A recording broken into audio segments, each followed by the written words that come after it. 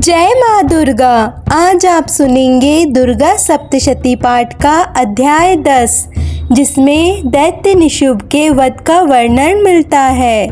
ऋषि कहते हैं, हे राजन, अपने प्राणों के समान प्यारे भाई निशुंभ को मारा गया देख तथा सारी सेना का संहार होता जान शुंभ ने कुपित होकर कहा, दुष्ट दुर्गे, तू बल के अभिमान में आकर झूठ मूठ का घमंड ना दिखा।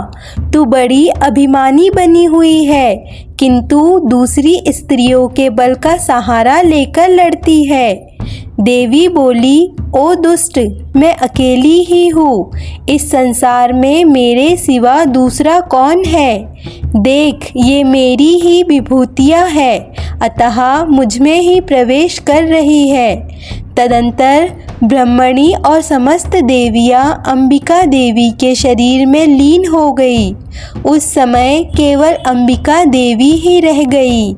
देवी बोली, मैं अपनी ऐश्वर्य शक्ति से अनेक रूपों में यहाँ उपस्थित हुई थी। उन सब रूपों को मैंने समेट लिया। अब अकेली हूँ, युद्ध में खड़ी हूँ। तुम भी स्थिर हो जाओ। ऋषि कहते हैं, तदंतर देवी और शुंभ दोनों में सब देवताओं तथा दानवों के देखते ही देखते भयंकर युद्ध छिड़ गया। बाणों की वर्षा तथा तीखे शस्त्रों एवं दारुण अस्त्रों के प्रहार के कारण उन दोनों का युद्ध सब लोगों के लिए बड़ा भयंकर प्रतीत हुआ।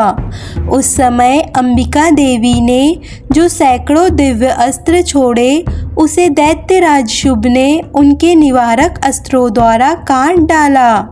इसी प्रकार शुंभ ने भी जो दिव्य अस्त्र चलाए, उन्हें परमेश्वरी ने भयंकर हुंकार शब्द के उच्चारण द्वारा खेल खेल में ही नष्ट कर डाला। तब उस असुर ने सैकड़ों बाणों से देवी को आच्छादित कर दिया। यह देख क्रोध से भरी हुई उन देवी ने भी बाण मारकर उसका धनुष काट डाला।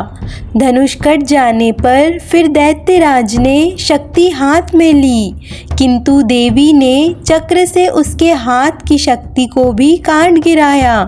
तत्पश्चात दैत्यों के स्वामी शुंभ ने जो चांद वाली चमकती हुई ढाल और तलवार हाथ में लेकर उस देवी पर धावा किया, उसके आते ही चंडिका ने अपने धनुष से छोड़े हुए तीखे बाणों द्वारा उसकी सूर्य किरणों के समान उज्ज्वल ढाल और तलवार को तुरंत काट डाला। फिर उस दैत्य के घोड़े और सारथी मारे गए। धनुष तो पहले ही कट चुका था। अब उसने अंबिका को मारने के लिए भयंकर मुद्गर हाथ में लिया। उसे आते देख देवी ने अपने तीक्ष्ण बाणों से उसका मुद्गर भी काट डाला। इस पर भी वह असुर मुक्का तानकर बड़े बेग से देवी की ओर झपटा। उस दैत्यराज ने देवी की छाती में मुक्का मारा। तब उस देवी ने भी उसकी छाती में एक चांटा जड़ दिया। देवी का थप्पड़ खाकर दैत्यराज शुंभ पृथ्वी पर गिर पड़ा, किंतु पुनः साहसपूर्वक उठकर खड़ा हो गया। फिर वह उछला और देवी के ऊपर से जाकर आकाश में खड़ा हो गया। तब चंडिका ने भी बिना किसी आधार के ही शुंभ के साथ युद्ध करना आरंभ कर दिया। उस समय दैत्य और चंडिका आकाश में एक दूसरे से लड़ने लगे। उनका वह युद्ध सिद्ध और मुनियों को विस्मय में डालने वाला हुआ। फिर अंबिका ने शुंभ के साथ बहुत देर तक युद्ध करने के पश्चात उसे उठाकर घुमाया और पृथ्वी पर पटक दिया। पटके जाने पर पृथ्वी पर आने के बाद वह दुरात्मा दैत्य पुनः चंडिका का वध करने के लिए उनकी ओर बड़े वेग से दौड़ा। तब समस्त दैत्यों के राजा शुंभ को अपनी ओर आते देख देवी ने त्रिशूल से उसकी छाती भेद डाली और उसे पृथ्वी पर गिरा दिया। देवी के त्रिशूल की धार से घायल होने पर उसके प्राण पखेरु उड़ गए और वह समुद्र द्वीपों तथा पर्वतों सहित समूची पृथ्वी को कपाता हुआ भूमि पर गिर पड़ा। उस दुरात्मा के मारे जाने पर संपूर्ण जगत प्रसन्नता एवं पूर्ण स्वास्थ्य हो गया तथा आकाश स्वच्छ दिखाई देने लगा। पहले जो मेघ और उल्कापात होते थे वे सब शांत हो गए तथा उस दैत्य के मारे जाने पर नदियाँ भी ठीक मार्ग से बहने लगी।